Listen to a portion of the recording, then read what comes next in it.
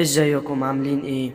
انا فاطمة، عندي 36 سنة، متجوزة ومعايا محمود ده ابني عنده 6 سنين.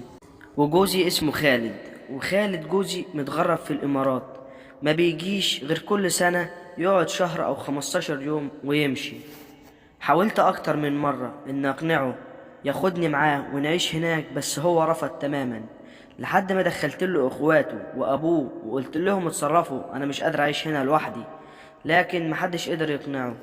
وأنا بصراحة نفسيتي كانت كل ما بتروح في النازل، لدرجة إني بدأت أتابع مع دكتور نفسي. المفروض في السن ده هو أكتر سن الواحدة بتكون محتاجة لجوزها فيه، لكن هو للأسف كان سايبني ولا كأنه كان متجوز. المهم إني اتحملت حاجات كتير جدا، منها الحرمان ومنها بعد جوزي عني، ده كله علشان ابني بس. لكن الصدمة بقى في النهاية إن جوزي طلع متجوز وعايش في الإمارات مع واحدة تانية. وفعلا كانت من أكبر صدمات حياتي إن هو يتجوز عليا، لكن حاولت بقدر الإمكان إن أتعايش مع الوضع. ولما اتكلمته وقلت له أنا عايز أتطلق، قال لي لو ما سكتيش هتجوز التالتة عليكي. أجبرني إن أعيش معاه وأتحمل. المهم إن في يوم من الأيام خلاص أنا فاض بيا، وكمان محرومة لأنه بعيد عني، والمدة دي قعد أكتر من سنتين. حتى الكلام الحلو اللي كان بيقوله اتمنع نهائي، ما كانش بيتصل عليا غير إن هو يسأل على ابنه ويبعت لي فلوس. هو بصراحة ما كانش مقصر معانا في المصاريف خالص، بس برضه ده ما يعوضش إن أنا محرومة وواجب عليه إنه يكون جنبي. المهم إن الحرمان خلاني كل ما أشوف واحد أعجب بيه، واتعرفت على واحدة اسمها صباح دي ساكنة في أول الشارع. فلما بشكلها بصراحة همومي وبشكلها الوضع اللي أنا بقيت فيه، المهم هي أكتر واحدة بتفهمني، لأن جوزها متغرب، بس متغرب في العاصمة الإدارية، شغل معمار وكده، بيرجع كل شهرين كل 3 شهور بيكون هنا، عكس خالد جوزي بيقعد بالسنة وبالسنتين ما بينزلش. المهم ان انا كلمت صباح صاحبتي وقلت لها ان انا محرومة وتعبانة جدا ومحتاجة حد يريحني، وقلت لها انا مش لاقية اي طريقة اتطلق بيها من جوزي علشان اتجوز تاني. حاولت معاه بكل الطرق، بس هو رافض تماما وقال لي انا مش هطلقك ابدا. فصباح قالت لي طالما هو مقضيها هناك قضيها انت هنا يا هبلة. قلت لها ازاي؟ قالت لي النهاردة بالليل هعرفك كل حاجة. المهم الليل جه واتصلت بيها، قالت لي في واحد هيجي يخبط عليكي دلوقتي، افتحيله. وانا بصراحة كنت خايفة، بقول لها انت هتجيبي لي رجالة لحد البيت؟ قالت لي اه. قلت لها طب ابني عنده 6 سنين واكيد فاهم يعني وعارف.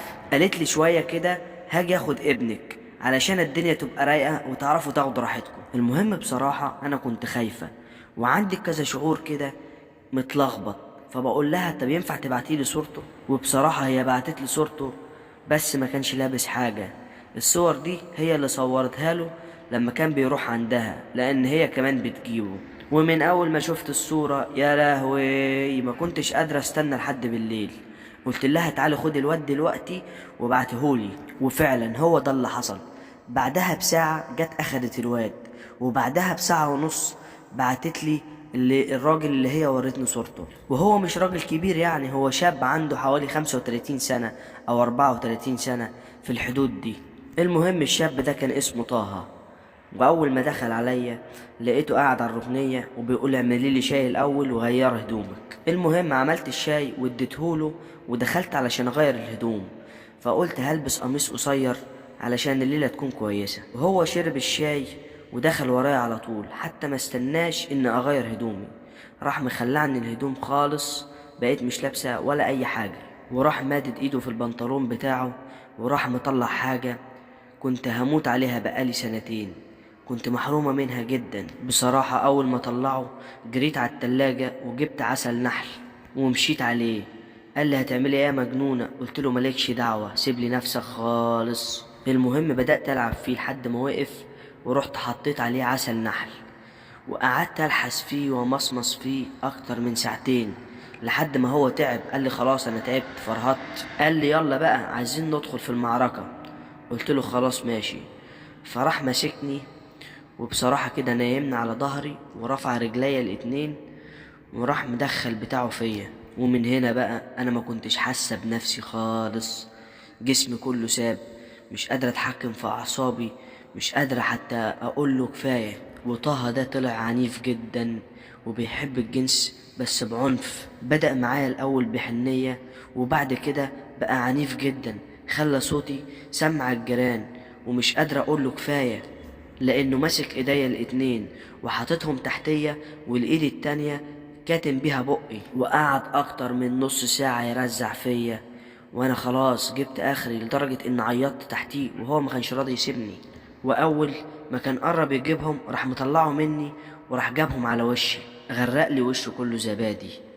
المهم ان طه ده انا ادمنته، كنت بخلي صباح تبعتهولي كل يوم، لحد ما جه في يوم وراح مطلع بتاعه من البنطلون. انا بصراحة اتصدمت من المنظر، بقول له مقال بتاعك كبير قوي ليه النهاردة؟ قال لي اصل انا واخد برشام. قلت له حرام عليك، هو انا قادر عليك كده لما هتاخد برشام؟ انت النهاردة هتموتني. قال لي يا ست ما تقلقيش، دي كلها نص ساعة والموضوع هيخلص. وتاري كان بيكذب عليا، والنص ساعة فضل يرزع فيا اكتر من ساعتين، لحد ما خلاص انا فرهدت تحتيه وجبت اخري. واخيرا طه خلص، بس بعد ما خلص وهو ماشي قلت له يا طه انا ما بقتش استحمل زي الاول، اديني راحة حتى اسبوع. قال لي خلاص ماشي هديكي 5 ايام بس. المهم ان حبيت طه ده جدا وادمنته، وعايز اتطلق من جوزي وهو رافض يطلقني ومقصر في حقي جامد. وانا بصراحة نفسي اتجوز واحد يكون زي طه، وتكون العلاقة بدل ما هي حرام تكون حلال، بس جوزي الله يسامحه هو اللي عمل فيا ده كله. فبالله عليكم انصحوني اعمل ايه؟ انا محرومة جدا وجوزي هو اللي مقصر في حقي وهو اللي خلاني عملت ده كله، ودلوقتي انا بدأت اندم. يا ريت اللي عنده نصيحة ينصحني.